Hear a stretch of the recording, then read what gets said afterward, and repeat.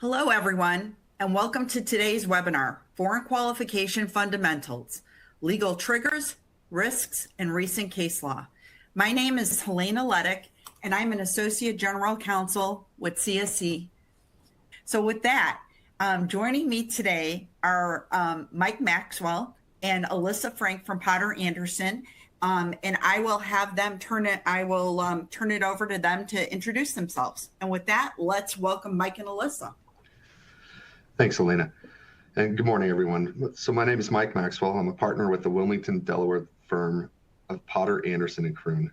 And joining me today is my partner and colleague, Alyssa Frank. So today we're going to be discussing foreign qualification of business entities. And as we progress with the discussion, we're going to unpack some basic terminology, including words I just used, foreign and qualification. But before we get to that, let's let Helena walk us through our agenda today. Sure. Here's our agenda, everybody. We're going to, as we just did our introductions, now then we'll end up jumping into the corporate activities that generally do not require qualification and those that generally do require qualification. We're going to hear some of the case law developments from Mike and Alyssa. We'll talk then about how corporations qualify, cure, and terminate those qualifications, the consequences that can happen out there for failing to qualify, including, spoiler alert, possible criminal misdemeanors. Then we'll talk a little bit about other regulations of foreign entities, and then conclusion and Q&A. And of course, if you have any questions, feel free to put them into the Q&A widget over there so that we can take a look at those. And with that, I think what we will do now is we're going to turn things over to Mike to get us started with the substance. Right, thanks, Helena. And just as a reminder, so Alyssa and I, we are Delaware attorneys, and so our experience generally involves and focuses on Delaware law issues. And so that being the case, we're going to use examples from Delaware law to illustrate the general concepts that may apply across jurisdictions. But bear in mind, as we see here on the slide, that the presentation is intended to provide an overview of the foreign qualification process, including when to qualify, why qualification is necessary, how to qualify, and what happens if an entity should be qualified but is not. The overview does not relate to any specific state, and each situation should be evaluated based on the particular facts and circumstances of the entity's business and the applicable state laws. So in other words, each state has its own rules when it comes to foreign qualification. And needless to say, it's always important first to check the relevant statutes in any given state. Fortunately, those laws are conveniently described in the qualification handbook published by CSC. So if you're not familiar with the handbook or don't have a copy, you're missing a valuable resource. If you have questions about how to obtain one, I'm sure someone from CSC will be happy to provide answers. So with that as a preface, the first question we'll consider this morning is why attorneys, paralegals, and business decision makers need to be aware of qualifying to do business in a foreign jurisdiction. So most of us understand that a company, whether it's a corporation, an LLC, a partnership, or maybe some other form of business organization, in many, if not most cases, is a legal entity, typically created under the laws of one particular state. That's what we'll call its home state. And this is the prototype company on which we'll concentrate today. We're presupposing an entity formed under the laws of U.S. state, meaning we're not addressing any non-U.S. entities or entities existing under federal law, such as a national bank. So the company exists because the laws of its state of formation grant the privilege of formation and enable the entity to conduct its business. So as long as the company is properly formed and conducting business wholly within its state of formation, the company should not be subject to regulation by other states. But in the modern economy, as we all know, a company rarely limits its operations to its home state. So before a company conducts any business outside its state of formation, it needs to determine whether its proposed business activities will require the company to qualify under any foreign state's laws. Now, as I said at the outset, that we have some basic terminology to unpack. So we're going to address business entity qualification in a foreign state. Let's focus now on the last two words, foreign and state. Foreign means other than the business entity's state of incorporation or formation. So in other words, foreign means not the home state. And the term state, as used in today's discussion, means one of the 50 states. And as I mentioned, we're not covering non-US law here. We're not covering municipal or county laws. So foreign state, as we're using the term today, refers to the 49 states other than the home state. So qualification statutes stem from a variety of factors. Among them, each state's desire to subject companies conducting business within the state to the jurisdiction of that state's court system, so that its courts can render valid judgments against the company in the event that a lawsuit's initiated against the company in that state. The assessment of foreign qualification requirements involves a 50-state analysis and determinations whether a company is, quote, doing business in a particular state requires reference to those varied state laws. So in those laws, doing business is often defined, as we see here on the slides, in the negative. So it lists activities that alone are insufficient to require qualification in a foreign jurisdiction. And these are termed as exceptions to doing business. So examples of Delaware statutes include the DGCL Section 373 and under the LLC Act, Section 18912. And we're going to touch on those provisions a little bit later in this course and in this discussion. But we should note at this point that qualification laws are not exclusive. Other state laws may apply to foreign entities, such as licensure statutes, substantive regulatory schemes, and tax laws. So in this program, we're not addressing all aspects of an entity's conducting business outside of its home state. And specifically, we're not speaking to licensure, regulatory, or tax issues. So a business entity is formed or incorporated or otherwise organized under the laws of a single state, often the state of Delaware. But as noted, many entities conduct business in multiple states, and regulation of business activity varies state by state. So if a business is formed in Delaware, for example, and is wishing to do business in the state of Florida, it needs to qualify in the state of Florida. This is foreign qualification. Qualification is the last basic term that we should define for purposes of our discussion today. So in this context, qualification largely equates to registration. So what we're talking about here is a formal step to place a company on the record, so to speak.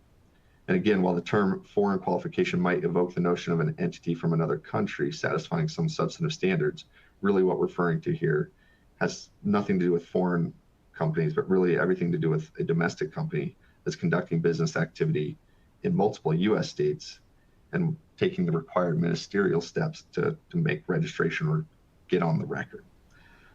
So all states have enacted laws requiring foreign entities doing business in a state to qualify. And Alyssa is going to walk us through and speak about why states want entities to qualify to do business. Alyssa?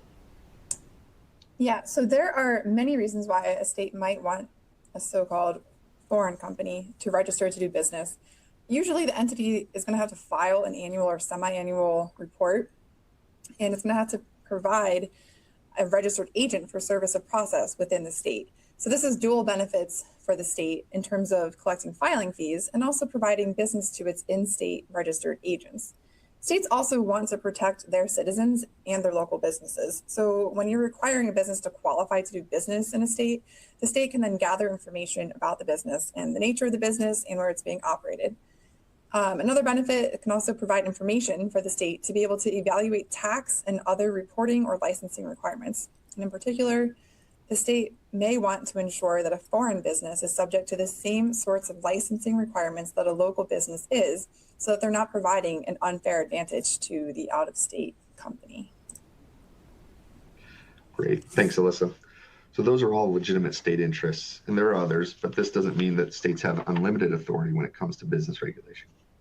So the United States Constitution insulates interstate commerce from state regulation. States are entitled to regulate activity to the extent it occurs within state boundaries. So that's the fundamental distinction that implicates state regulation. So I'll note, however, that the federal government is not out there actively enforcing the Constitution. There's no dedicated constitutional enforcement department within the federal government. So states, on the other hand, do actively enforce their business laws, and primarily the reasons for that, generally speaking, as we've heard a little bit, come down to a state's interest in protecting its constituents and also generating revenue. So Alyssa, maybe you want to talk now about what types of activity will require a company to qualify to do business in a state. Sure. So as you noted earlier, the first thing a company should do is get a copy of CSC's handbook, because that handbook examines questions like these, and it also offers examples, like case examples, to help legal professionals and business decision makers begin to understand whether a particular company needs to qualify in a foreign state where it's doing business. Another thing that we recommend is to review the qualification statute in each applicable foreign state. And we note that that is also included in the CSC qualification book. We can provide some general advice on these statutes today, but truly it's just not a substitute for going to the actual language of the statute. So with that said, there are many qualification statutes that define doing business in the negative. And what that means is that when defining doing business, the statutes provide a list of activities that by themselves are insufficient to require a company to qualify in that foreign jurisdiction. And these listed activities are normally referred to as exceptions to doing business. For example, in Delaware, Delaware defines which activities do not constitute doing business in each of its business entity statutes.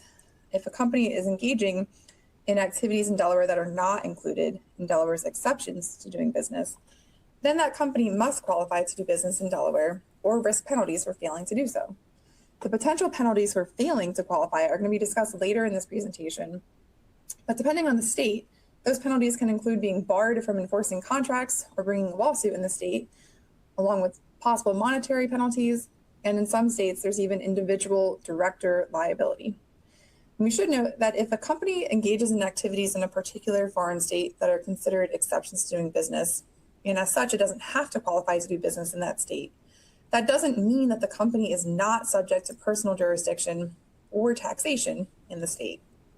A company may be subject to personal jurisdiction or taxation in a state by performing activities that are insufficient to cause the company to need to qualify to do business in that state. So it's important to keep in mind the other contexts in which a company's transaction of business in a particular state may have consequences, such as jurisdiction and taxation. And we're going to talk about some case law developments with respect to personal jurisdiction later on in this presentation. So one last thing to note on this point, there may be exceptions to the qualification rules for particular types of businesses or industries. And for example, in Delaware, there's an exception for out-of-state insurance companies. Insurance companies are not required to qualify to do business in Delaware with the Secretary of State. However, they are subject to separate rules under other laws like Delaware's insurance code. So it's important, again, to keep in mind, regardless of whether a company is required to qualify to do business in a foreign state, there could be other licenses or permits or regulatory issues that a company may need to comply with in order to do business in a particular state. Yeah, definitely important to keep that in mind. So thanks, Alyssa. All right, so now we're going to move into types of activities that may distinguish between a company being considered to do business in another state or not. So a company could be subject to negative consequences, including penalties, if it transacts business in a foreign state without first qualifying to do business there. But as Alyssa mentioned, not all corporate activities require a company to qualify. So the question of whether a company is doing business for qualification purposes is really determined on a case-by-case and state-by-state basis. One generally recognized definition of doing business in a state is, quote, regular, repeated, and continuous business contacts of a local nature. So, of course, different courts can, and they do, interpret and apply this definition and other applicable definitions differently. And as you're going to hear multiple times from us, for that reason, a case-by-case and case-specific factual evaluation of the activities of the company has to be made. The doing business evaluation is really quite fact-intensive. So the first step in the assessment requires identifying the applicable jurisdiction and the relevant statutory provisions, including exceptions. And so this initial step requires an understanding of whether there are different statutes to consider depending on the type of entity at issue. So for example, in Delaware, a foreign LLC is subject to a qualification statute different than the one that's applicable to a foreign corporation. And I mentioned those statutes earlier, and we're going to talk a little bit more about those later on in the presentation as well. So once the governing statutes and the exceptions have been identified, then the next step is really to review the relevant case law to understand how the courts have interpreted and applied the applicable provisions and the exceptions. So generally speaking, the judicial decisions usually involve one or two factual scenarios. The most frequent scenario involves a plaintiff company trying to litigate in a foreign state in which it is not qualified to do business. In this scenario, the defendant typically attempts to prevent the suit by arguing that under applicable foreign state law, the plaintiff is barred from accessing the foreign state's courts because the plaintiff's activities constitute doing business, and the plaintiff has failed to qualify. Now we'll talk more a little bit later about this sort of litigation bar as a consequence for non-qualification. The next frequent scenario that we see involves the non-qualified company as the defendant attempting to avoid suit in a foreign state. So the defendant usually is going to argue that it cannot be sued in the foreign state because it is not or was not doing business there. So in both scenarios, the non-qualifying company attempts to demonstrate that its activities in the foreign state do not actually rise to the level of, quote, doing business in this state. So a court resolving this issue is generally going to analyze the relevant statutes to determine whether a company's activities require qualification. As I mentioned, it really is a fact-intensive analysis. So accordingly, a client ordinarily is going to be well served by consulting experienced counsel and others who can help it navigate this question of whether it's doing business and evaluating that concept. So as we previously mentioned, there's a number of corporate activities that typically do not require qualification. These are also known as exceptions to doing business or safe harbors. So Alyssa, maybe you can spend a little time reviewing for us some of these exceptions to doing business that typically appear in state qualification statutes. Sure. So there are a number of general exceptions that are common across state statutes. And again, you do have to keep in mind that these are being discussed today just very generally, and it's crucial to look at an individual state's statute for that state's specific exceptions. But with that said, the first exception deals with litigation. A typical provision is going to say that a company may maintain, defend, or settle any proceeding in the state without first qualifying to do business there. So if a company's only activity in the state is to commence a lawsuit, and the company generally is not going to need to qualify to do business in that state. The next exception is that a company may hold board of directors meetings and carry on certain internal corporate activities in a foreign state without having to qualify to do business there. And additionally, merely maintaining a bank account in a foreign state typically does not require qualification to do business.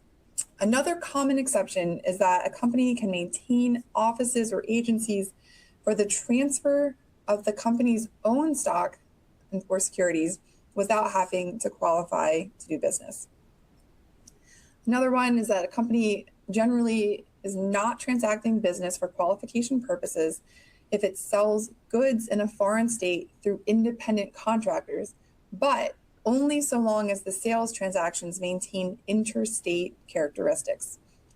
Additionally, soliciting or obtaining orders through mail, employees, agents, or other channels in a given state will not trigger the qualification requirement, generally speaking, provided that the orders require acceptance outside of that state before they become contracts.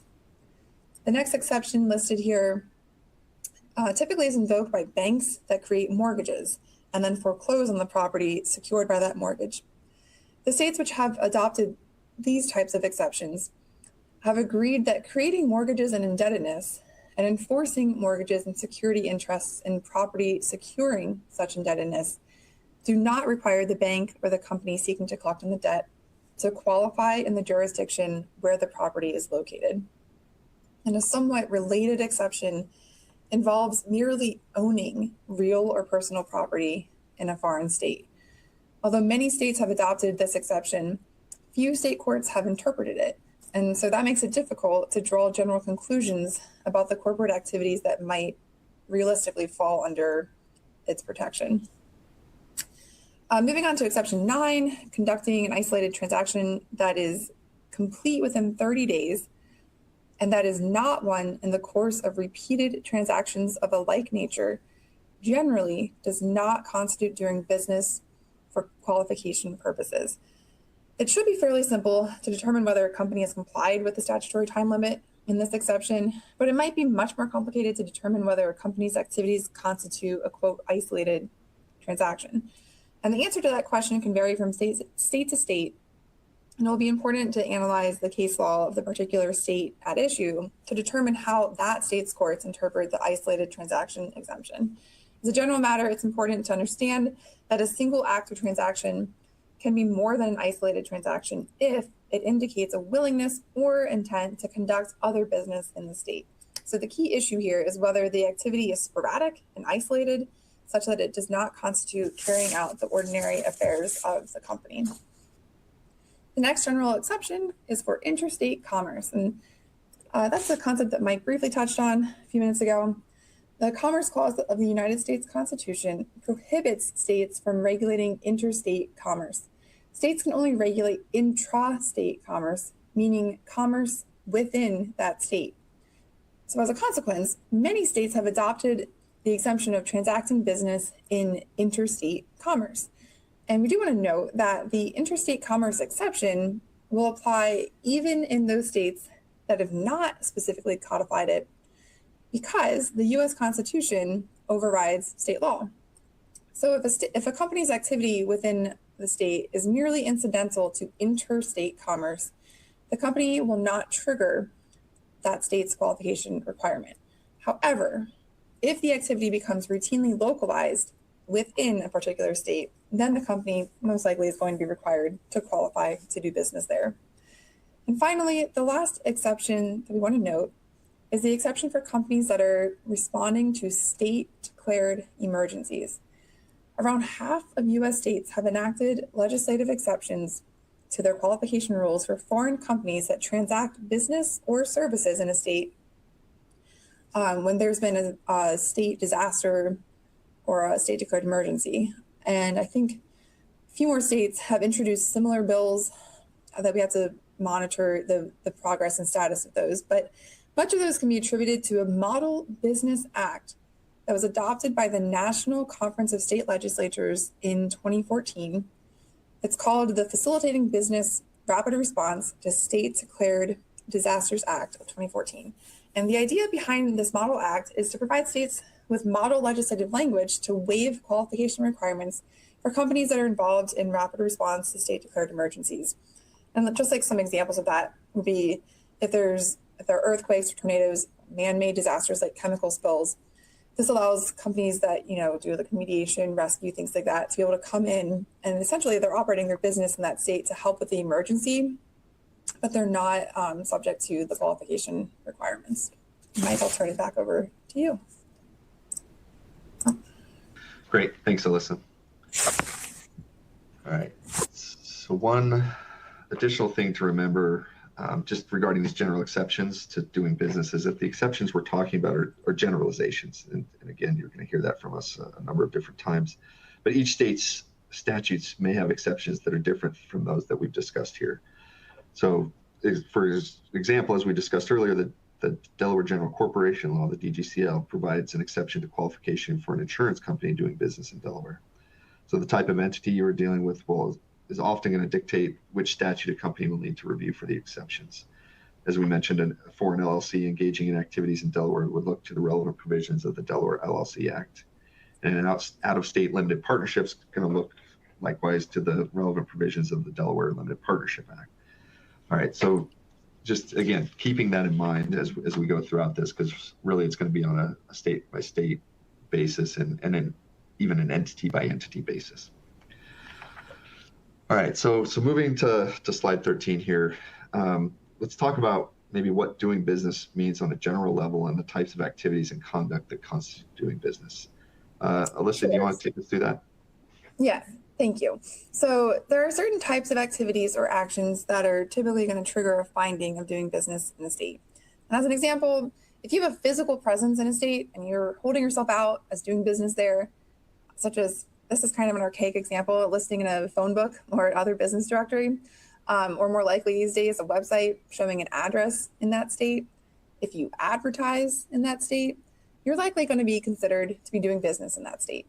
And if you're considering whether you should register in a particular state, you should consider the scope of your business activities there, such as whether you have a physical location, employees, if you take meetings with customers regularly in that state, or if your business generates significant revenues in the state on an ongoing basis.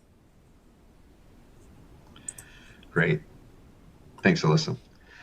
So we have activities conducted in a foreign state that are regular, systemic, extensive, and continuous. These are the kind that can trigger a qualification requirement. So as you might imagine, and as we've discussed already, this area of the law is, fact sensitive. It requires a fact-intensive analysis. Many corporate acts are going to fall into a gray area as a result between those that are obviously require qualification and maybe those that do not. So this is a spot where the CSC qualification handbook's very helpful. I found it very helpful in my practice because it delves into activities that are likely to require qualification. So on this slide here, on slide 14, it's not exhaustive, but it is representative of the kinds of activities that typically require qualification. And these activities include accounting, advertising, banking, construction, sales, and third-party sales. So again, generalizations, right? But these are some good generalizations and representative of the kinds of activities that may require qualification and a good starting point. So ultimately, determining whether a company is doing business in a state is going to include an analysis that takes into account the totality of the circumstances. So in other words, if a company engages in multiple activities that on a one-off or even two-off basis would otherwise be exempt, the cumulative effect of those activities could result in a finding that the company is doing business in the state. So as one hypothetical that we have here on the slides, having a sales rep alone might not be enough. Even if they're an employee, having warehoused goods in a third-party facility may be not enough on its own. But the two of those things together may cumulatively be enough. So really need to focus on the cumulative effect as well when you're looking at these exceptions and exemptions and think about the totality of the circumstances. All right, so Alyssa is now going to touch on a few examples that we had listed on the previous slide of these general areas where we might just be a good starting point for qualification analysis. Alyssa? Yep, thanks, Mike. So the first example is accounting. And this is something that is discussed and covered in CSE's 50-state guide to qualification. Many states have enacted licensing statutes requiring out-of-state certified public accounting companies to obtain temporary permits before they can practice in their state. Although the CSE book doesn't discuss the licensing requirements, accounting companies should note that they must obtain these temporary permits before conducting accounting activities in those states. Courts are often going to consider the state's licensing laws as one of several factors when determining whether a foreign accounting company is doing business in the state for qualification purposes. And the next example is banking. Most states have general qualification statutes that identify the maintenance of a bank account as a business activity that does not require qualification. There are a few states that don't provide a bank account exception, and there the question becomes whether maintenance of a bank account triggers the obligation to qualify as a foreign company. So for example, the Delaware qualification statute is silent as to whether maintenance of a bank account in Delaware requires qualification. At least one commentator has suggested, though, that the maintenance of the Delaware bank account alone, or even together with some other minor activities such as advertising in a Delaware newspaper, probably would not by themselves be sufficient to constitute doing business in Delaware. I'll turn it back over to you, Mike. Great, thanks, Alyssa. All right, so now we're going to touch briefly here on a few recent case law developments relating to personal jurisdiction, which can be affected by qualifying in a foreign state. So just to set the table here, personal jurisdiction is a legal concept that refers to a court's authority over each party involved in a particular lawsuit and includes the court's power to render an enforceable decision against those parties. So one type of personal jurisdiction is general jurisdiction. If a court of a particular state has general jurisdiction over a party, that means that the court can render a decision against that party relating to any issue, regardless of whether the lawsuit is related to the party's contact with the state. On the other hand, if a court has only specific personal jurisdiction over a party, the court may only decide a case that arises out of or relates to the party's specific contacts with the state. So with that as background, we'll run through some recent case law, and Alyssa's going to talk about a relatively recent Supreme Court decision that's already proving to have a big impact on a company's decision whether to qualify to do business in foreign states. But first, we're going to kind of go back in time to the U.S. Supreme Court 2014 case Daimler AG v. Baumann. So personal jurisdiction can be established if a foreign company has a principal place of business within the state where the suit is brought, or if the company is incorporated in that state. But if neither of those elements is present, then in order to find personal jurisdiction, the courts must determine whether that company's affiliations with the state are so continuous and systemic as to render it essentially at home in that state. So in other words, the contacts have to establish that the type of close relationship with the state where the suit is filed as being incorporated there or owning a principal place of business in that state. So state courts have reacted to the Daimler decision in different ways. One example is the Delaware Supreme Court's 2016 decision in the genuine parts case, which interpreted state law in light of the Daimler case. So in genuine parts, the court held that merely registering to do business in the state and having a registered agent appointed to receive service of process does not subject a foreign corporation to general personal jurisdiction in Delaware for claims that are unrelated to Delaware. The court said in that case that qualification in Delaware does not amount to a broad consent to personal jurisdiction in any cause of action, and that any use of the service of process provision for registered foreign corporations must involve an exercise of personal jurisdiction that's consistent with the due process clause of the 14th Amendment. And then a few years ago in 2021, the U.S. Supreme Court unanimously held in the Ford Motor Company case versus Montana 8th Judicial District Court that when a company serves a market for a product in a state and that product causes injury in the state to one of its residents, the state's courts have specific personal jurisdiction to hear the case. So the main legal issue in this decision was whether state courts had specific personal jurisdiction over a corporate defendant that has purposefully availed itself of doing business in a foreign state, but has not directly caused the plaintiff's injuries in that state through its conduct in the state. So in the Ford Motor Company decision, it decided two companion cases, each of which involved the plaintiff resident of the forum state who was injured in the forum state by an allegedly faulty Ford vehicle. Now, Ford did not design or manufacture the vehicle in the forum state, nor did it sell the vehicle to a dealer in the forum state. So in short, in each case, Ford had nothing to do with the allegedly faulty Ford vehicle's presence in the foreign state, as each plaintiff had bought its vehicle in a secondary market through a private sale. So despite these facts, the Supreme Court found that the forum state properly had jurisdiction, and the court parsed whether each plaintiff's claim had arisen out of or related to Ford's activities in the forum state. And they held that a claim can relate to the defendant's activities even without a causal relationship. So interestingly, the court found that Ford, by advertising, maintaining retail dealerships, and providing parts and services for vehicles in the forum state, created a market in the state for its cars. Additionally, each plaintiff's harm in the forum state was caused by a Ford vehicle that was of the same type as Ford marketed in the state, which resulted in the court's finding of relation to the creation of the market and then triggered a finding of specific jurisdiction. So this is the first case since the 1980s that saw plaintiffs prevail in a personal jurisdiction case before the Supreme Court. Now that said, the Ford case is a fairly narrow decision that may not apply if a plaintiff's not a resident of the forum state or if the defendant doesn't market the exact type of product in the forum state that caused the alleged harm. This concept is supported by recent Delaware case law called Varsity Brands Holding Company LLC versus Arch Insurance Company. In February of 2025, the Delaware Superior Court ruled that two of the insurance company defendants were not subject to personal jurisdiction in Delaware for due process reasons. The court noted that while the insurers were licensed to sell insurance and conduct business in Delaware, this was not enough to establish personal jurisdiction. This is because they had negotiated and executed the insurance policies outside of Delaware, and the underlying claims did not occur in Delaware. So on the Delaware law side, in the genuine parts case, we have a good example of why it's important to understand the consequences of both doing and qualifying to do business in a foreign jurisdiction.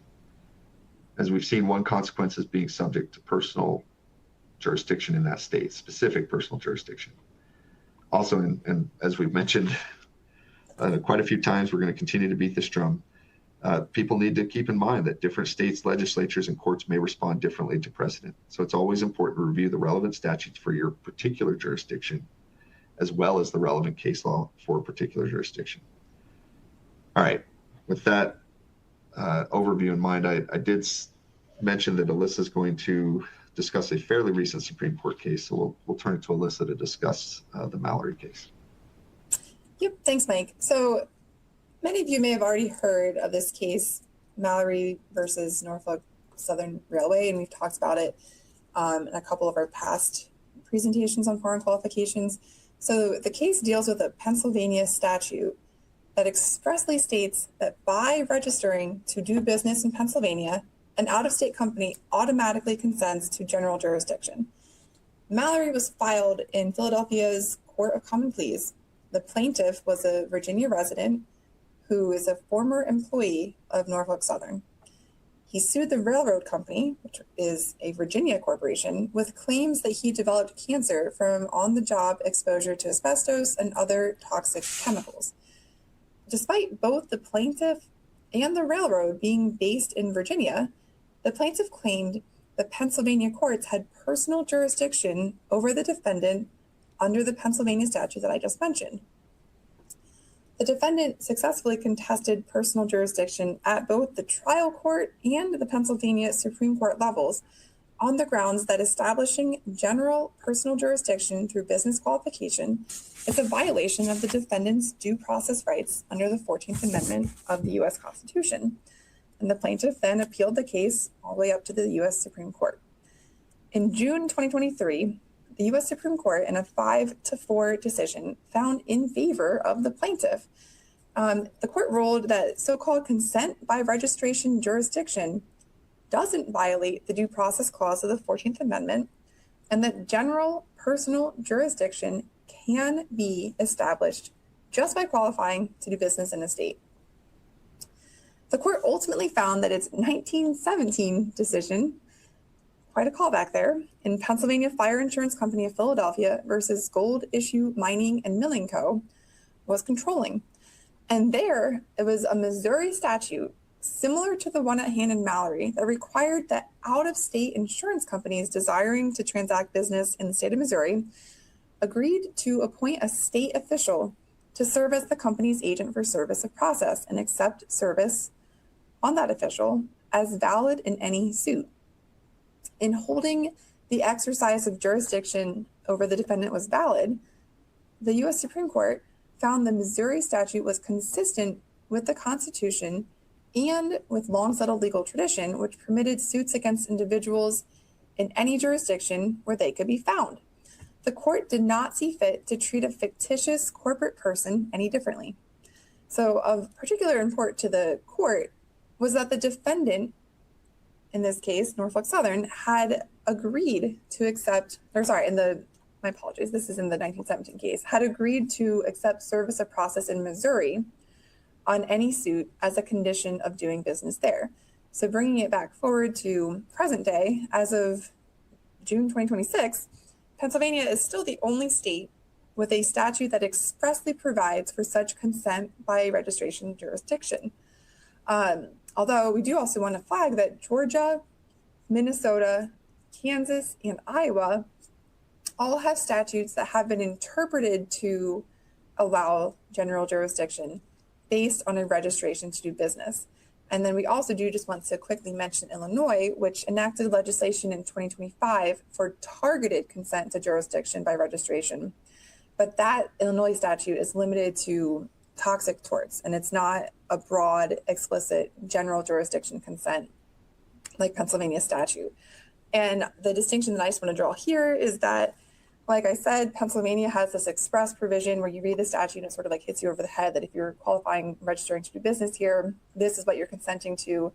And the other states that I mentioned, Georgia, Minnesota, Kansas, and Iowa, it's more that there have been some case law that have interpreted their statutes to a similar conclusion, but it's not really an express statement in the statute. So since Mallory was decided in 23, there have been a number of other cases seeking to use Mallory's holding as a basis for deriving personal jurisdiction. We're going to discuss a couple of those here.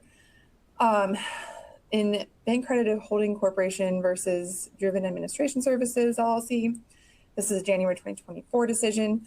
The defendant, a Puerto Rican LLC, was registered to do business in North Carolina, and it appointed a registered agent in the state solely because it had one employee who lived and worked remotely for the company in North Carolina. And this Puerto Rican LLC had no other connection to North Carolina. The plaintiff sought to use this business registration and registered agent appointment, citing Mallory, as the basis for the United States District Court for the Eastern District of North Carolina to have personal jurisdiction over the defendant. The court there noted that North Carolina's business registration statute does not contain the same express consent to jurisdiction language that the Pennsylvania statute at issue in Mallory contains. It held that a fair reading of Mallory did not permit the North Carolina Court to conclude that the defendant impliedly consented to general jurisdiction in North Carolina solely by registering to do business there and appointing an in-state agent. And another thing we want to mention, if you joined us for this webinar last year, we talked about a September 2023 decision by the U.S. Court of Appeals for the Second Circuit in Fold versus Palestine Liberation Organization. And that in that case, the judgment was vacated against the Palestine Liberation Organization and the Palestinian Authority in favor of U.S. citizens who were injured in a terror attack, and I think multiple terror attacks in Israel. The plaintiffs had relied on a federal law called the Promoting Security and Justice for Victims of Terrorism Act, which provides for deemed consent to jurisdiction. But the Second Circuit held that this provision violated the Due Process Clause because it didn't establish valid consent. And it was distinguishing Mallory versus Norfolk Southern Railway Company on the grounds that the defendants had not accepted in-forum benefits. And so the plaintiffs appealed. In a new development since our last webinar, the Supreme Court of the United States unanimously reversed the Second Circuit in June of 2025, holding that Congress may constitutionally condition certain benefits, such as maintaining offices or engaging in specified activities in the United States, on a foreign entity's consent to personal jurisdiction, and it remanded the case back down to the Second Circuit for further proceedings. So now in March of 2026, the Second Circuit implemented the Supreme Court holding in Fold, and I think there's a couple of related Anti-Terrorism Act cases, and the Second Circuit concluded that the PLO and the Palestinian Authority's continued activities falling within the Promoting Security and Justice for Victims of Terrorism Act triggered the statutory consent to jurisdiction. So as a result, the Second Circuit revived claims that were previously dismissed for lack of personal jurisdiction. I just think there the takeaway is about thinking about what the entity or company is doing in a state. Again, here it was maintaining offices. There might be certain other specified activities, and you have to just keep that in mind when you're considering what your company is doing in a particular foreign state. And one other thing we wanted to sort of briefly touch on in Texas, there's a state Supreme Court and an appellate court that declined to infer general jurisdiction from foreign registration absent explicit statutory consent, like what you see in the Pennsylvania statute, for example. So there's a couple cases here. In certain underwriters at Lloyd's versus Henry Vogt Machine Company, the Texas Supreme Court considered whether a foreign corporation's registration to do business in Texas constituted consent to general personal jurisdiction after Mallory. And it held that registration alone does not equal consent to general jurisdiction in Texas. And then in State versus Yelp, Inc., the court considered whether online platforms registering to do business in Texas are subject to general jurisdiction based solely on registration, and likewise held that registration alone does not give rise to general jurisdiction. So taken together, these decisions underscore a broader doctrinal shift building on Mallory. They confirm that consent-based jurisdiction, whether through a state's foreign registration statutes or federal conditional benefit regimes, remains a constitutionally viable path to general jurisdiction, even over foreign or quasi-sovereign defendants, so long as the consent is tied to a cognizable benefit or privilege. And at the same time, the 2026 rulings suggest that courts will really scrutinize the nexus between the conferred benefit and the asserted jurisdiction, and sort of leaves open future limits on how far legislatures may go in deeming consent through regulatory schemes. The general consensus seems to be that general jurisdiction by registration exists only in the narrow category of states that explicitly condition business registration on consent. All other jurisdictions treat registration as administrative compliance that's governed by Daimler and not as a jurisdictional waiver. With that, I will turn it back over to you, Mike. Great, thanks, Alyssa. All right, it seems that the fact that the Pennsylvania statute required a foreign corporation's consent to jurisdiction as the condition for doing business there really was critical to the holding in Mallory. And again, just another reminder, folks, that there's no substitute for careful reading of the applicable state's qualification statute.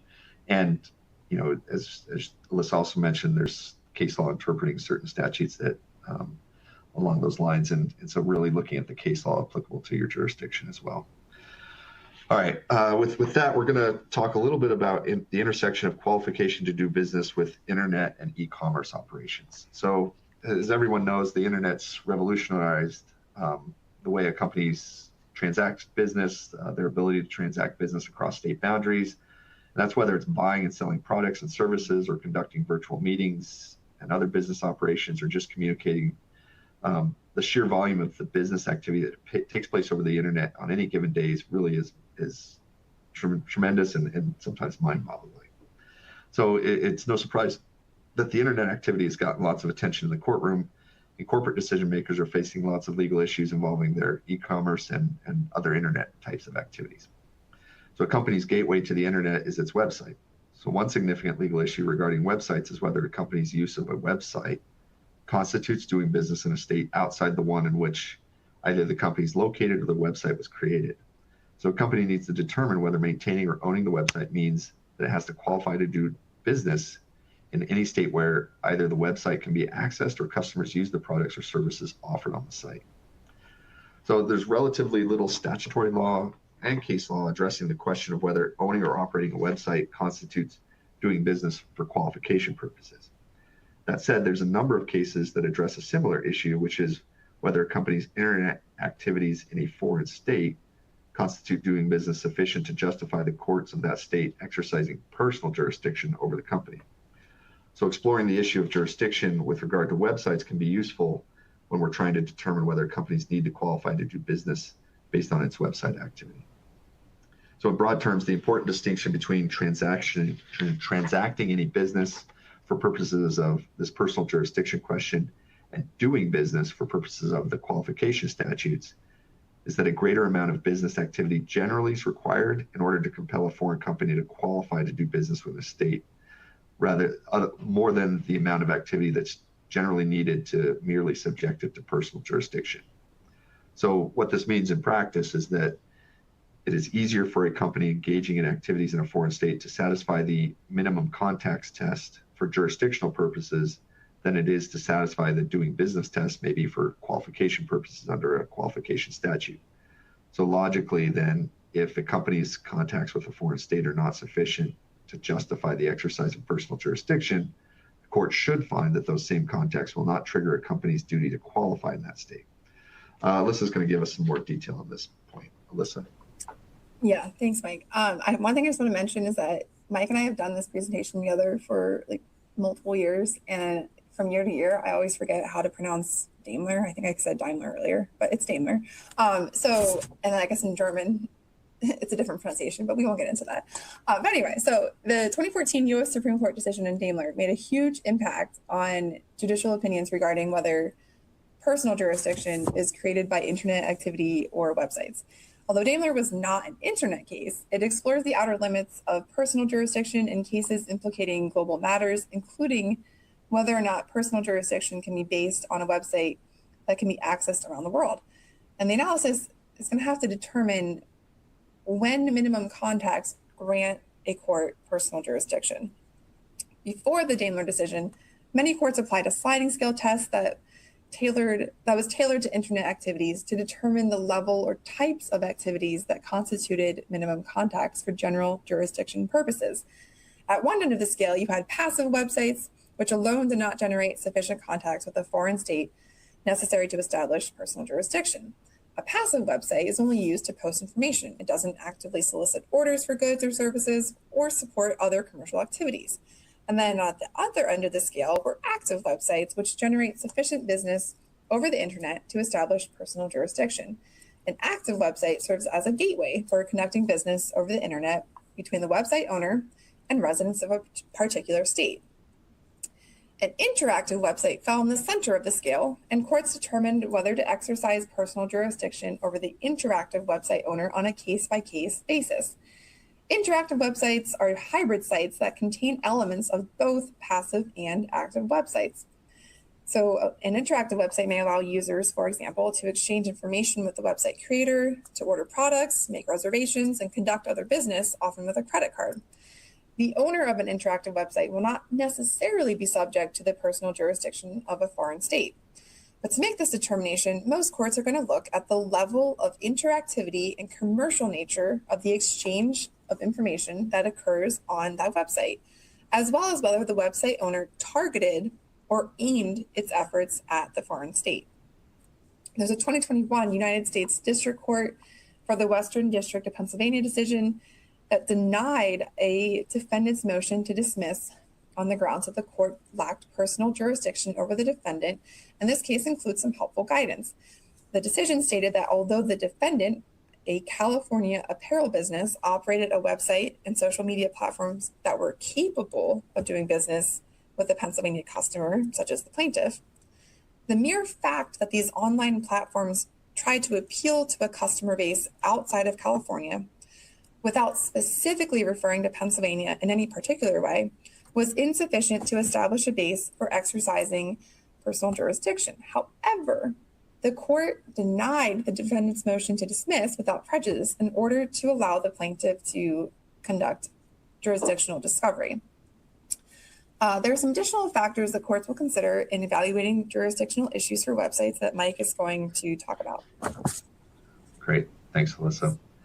The post-Daimler, I'm going to pronounce it right now, that Alyssa's mentioned that. Courts have applied a three-part effects test in determining whether specific personal jurisdiction can be established. So really this test requires a showing that the defendant, 1, committed an intentional act, which was 2, expressly aimed at the foreign state, and 3, caused harm, the brunt of which is suffered and which the defendant knows is likely to be suffered in the foreign state. So certain courts have combined both the sliding scale and the effects test in the personal jurisdiction analysis. In fact, some federal courts have stated that a determination of personal jurisdiction based solely on the effects test is rare, and as a result of the Daimler decision, courts are now using the effects test as only one of the considerations in ascertaining whether the contacts were continuous and systematic enough to render the foreign company essentially at home in the foreign state.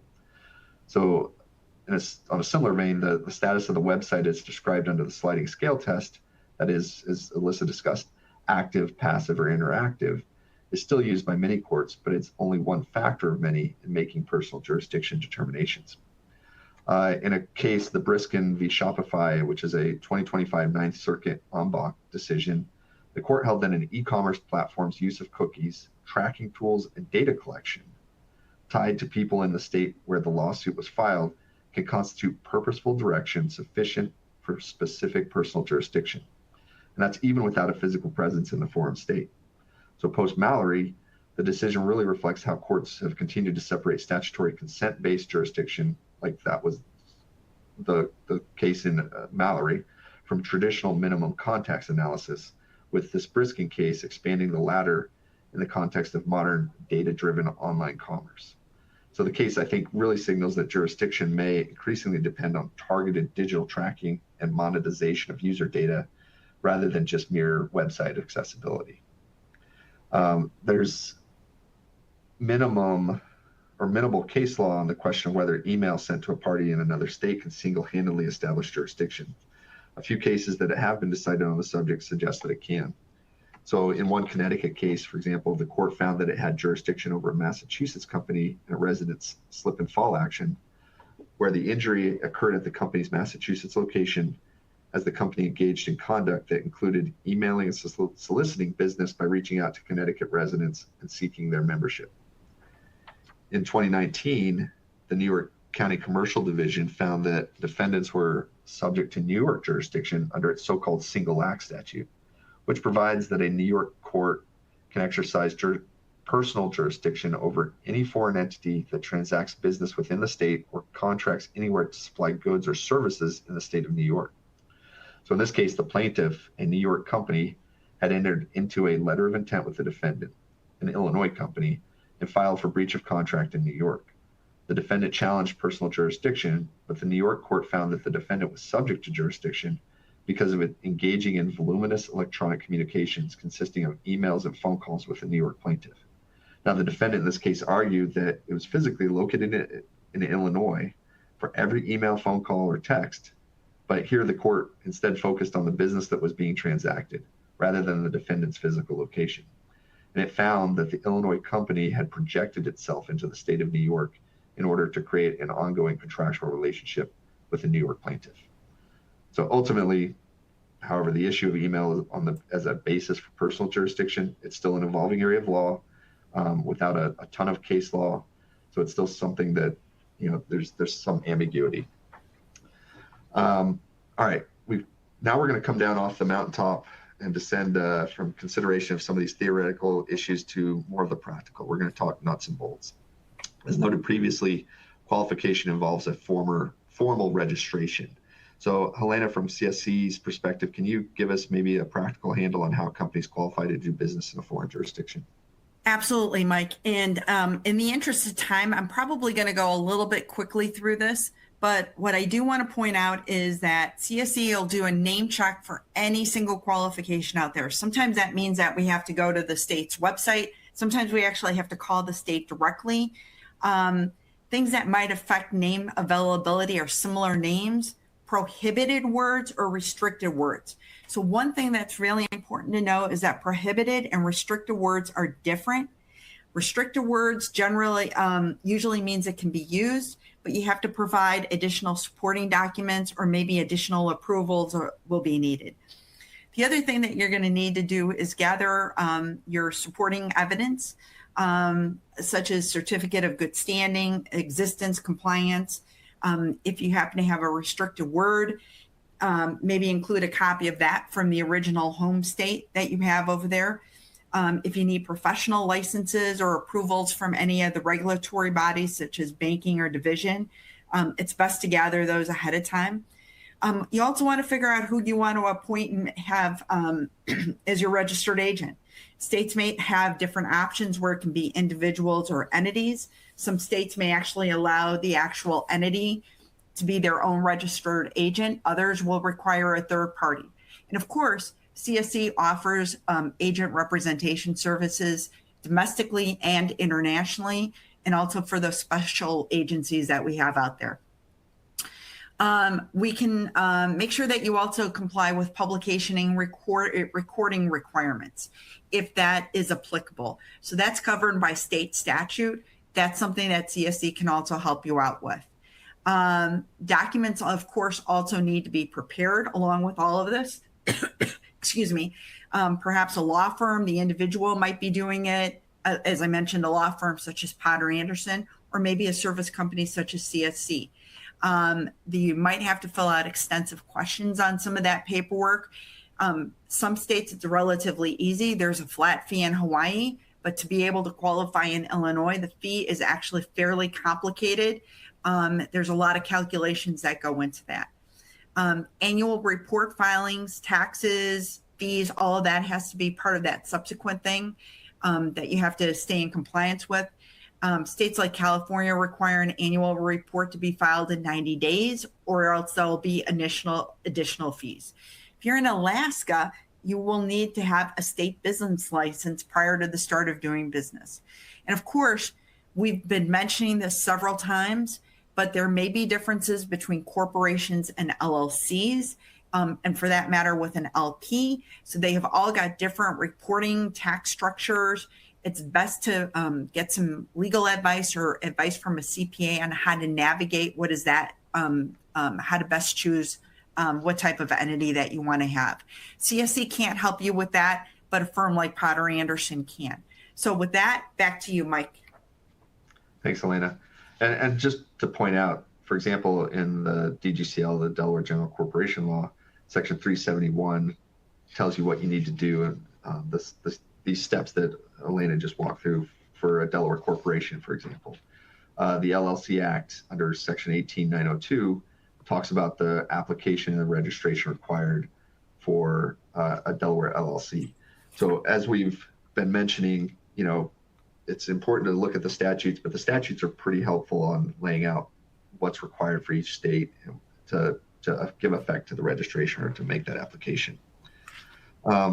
Elena, do you want to talk about the ramifications and Sure. consequences? If we go over here, if we're jumping ahead a little bit here, is that with the ramifications that we have over here is that you've got the legal perspective that can happen over here, the curing failures, and then the terminating the qualifications. You've got both the voluntary, the involuntary, and then surviving the service of process. So with respect to all of this, the consequences we have been talking about is that if you fail to do this qualifications and all of this, we'll get into it a little bit more, will be your penalties and things like that. But, you know, you're going to also end up being subject to jurisdiction in the state, the annual fees, and all of that. So what we're going to do is we're going to have now Alyssa take it over to talk about how to cure some of these failures. Thanks, Helena. So, yeah, a company may find that it's doing business in a foreign state without a certificate of authority. And as a result, then it may be subject to certain statutory penalties. And state laws generally vary on whether and how a company can cure the defect of not being registered, qualified. Generally, the company can file an application for qualification and pay all required fees, as well as any penalties that are associated with its prior failure to qualify and its late filing. And in such a case, the effect of the filing is generally going to be retroactive. However, in certain situations and in certain states, the failure to qualify may prevent a company from maintaining a lawsuit in that state. And so for that reason, a company should not opt out of qualifying in a state, generally speaking, on the assumption that it can just cure the failure to qualify in the future. And Helene, if we have time, do you want to discuss some examples that you've seen with respect to curing failures of a company to qualify? So we've got over here, let me see, I'm going to just jump back here for a second. So we've got a few different examples. And again, in the interest of time, we'll kind of cut things down. But for example, in Tennessee, you've got 60-day grace periods. If you lose that 60 days that are in there, and if you go in, if you exceed the 12 months afterwards, then there's things of like that you need separate tax clearances and things like that that would be in there. There's, for example, in Missouri, you've got to file your first annual report in 60 days. If you don't do that, you're administratively revoked, which means that you're involuntarily terminated, and then you have to reinstate.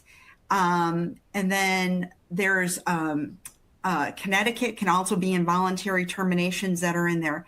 So there's a lot of detail that goes into this.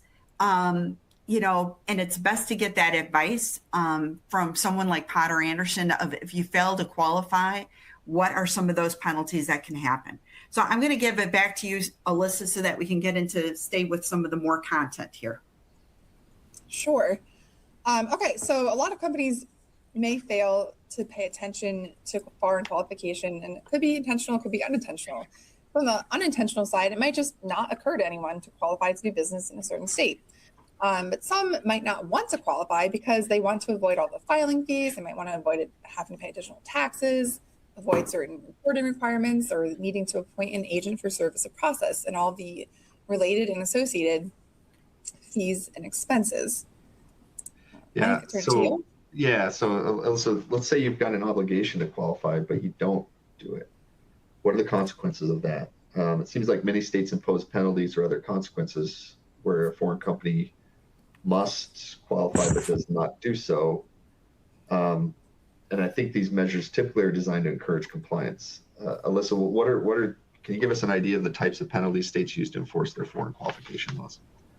Sure. So the main penalty is to prevent foreign companies from maintaining lawsuits in a foreign state's courts, although some states also provide for monetary penalties. Denial of access to courts precludes unqualified foreign companies from maintaining lawsuits within their borders until they obtain certificates of authority or whatever that state issues for a business registering to do business there. So for example, if an unqualified company files suit, the defendant may move to dismiss on the ground that the company lacks standing to bring suit. Some states permit a court to stay a proceeding where a foreign company hasn't qualified rather than dismissing the case entirely until the company has qualified. And then in contrast, some states' penalty provisions don't give an unqualified foreign company any opportunity to cure a qualification deficiency after having filed a lawsuit. Most states, though, expressly permit unqualified companies to defend themselves when they are brought to court. And many state courts interpret these provisions to also allow unqualified foreign companies to file counterclaims against the opposing party in the same lawsuit. Additionally, most states also include a provision stating that a failure to qualify before doing business in a foreign jurisdiction does not impair the validity of its corporate acts. So finally, most states include monetary penalty provisions for a company's failure to comply with qualification requirements. And many of these states do not impose a substantial civil penalty for failure to qualify, but they instead require payment of back fees and taxes plus a penalty for lateness. Other states may impose either a lump sum penalty or include the same provision of payment for all fees and taxes, plus an additional monetary penalty ranging from $10 per day that the company failed to qualify to a penalty not to exceed $5,000. And for example, in Section 378 of the Delaware General Corporation Law, a foreign corporation that's doing business in Delaware without complying with Delaware's qualification requirements is subject to fines of $200 to $500 for each offense. And Helena, can you please provide any examples that you've encountered of penalties for companies that have failed to qualify? So you can see this over here from the chart that we have on the screen. This is from our customer service professionals. You can see just how big these penalties can end up being over here. For example, in Florida, 20 times. Georgia is only about 3 times, but I've actually heard from our customer service team that there was one state, and this involved things such as annual reports and things like that, where a company had to write a check that was in the 7 figures to get themselves reinstated. So it can be really dramatic. And we've seen a couple of things come through in the chat with people where they've said they got hit with a $1,200 penalty in one state is what someone said. Yeah, and I think we've touched on a lot of these points already. As we mentioned, some states impose monetary or criminal penalties on companies, directors, officers, or agents if they transact business on behalf of an unqualified foreign corporation. You see some examples here in Delaware, for example, or an agent may be fined $100 to $500 for each offense. Alyssa, why don't we talk about some of the other consequences as well? Yep, sure. So beyond the monetary penalties that we've already discussed, some other consequences of failure to qualify can include tax penalties for other taxes such as state income tax or use tax that a company would have been subject to had they qualified, but because they weren't qualified, they never paid. Additionally, failure to qualify could appear in a contract dispute where, for example, the other side is looking for anything to throw at you. So if you provided reps and warranties that the company is in material compliance with all obligations, but in reality, the company has failed to register or qualify in certain states where it's doing business, this could result in a breach of contract. And there may be similar issues with respect to compliance with SEC and other disclosure requirements. Great. All right. So we are getting close to our hour and 15-minute conclusion here. So we're just, as we end our journey together, just want to, again, repeat this reminder that other types of laws and regulations need to be considered when a company is looking to do business in a foreign jurisdiction. We've mentioned licensure, insurance. Alyssa, do you want to just briefly touch on a few of these points Yep. to take us through this last point? Yep. So first one to touch on are laws relating to obtaining particular licenses and permits. As previously noted, the qualification to do business in a foreign state doesn't mean that a company is free to engage in whatever business it wants in the foreign state.